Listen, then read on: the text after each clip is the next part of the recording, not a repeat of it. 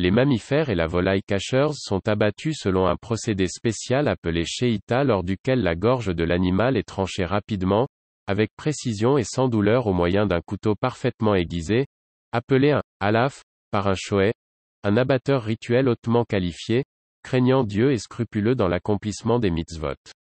On retrouve la même règle inventée chez les musulmans, qui stipule que celui qui égorge la bête doit être musulman.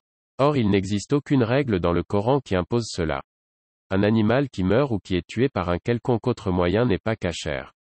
Il est également strictement interdit de consommer de la chair prélevée sur un animal alors qu'il est encore vivant. Cette interdiction fait partie des 7 lois noaïdes universelles et est la seule loi de cachérou qui s'applique aux non-juifs comme aux juifs.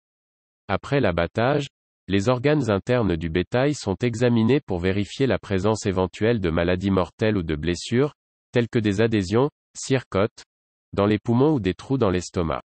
La présence d'un seul défaut parmi les dizaines cas possibles de tréphôte, c'est ainsi que ces défauts sont appelés « répertoriés », rend l'animal tout entier non cachère.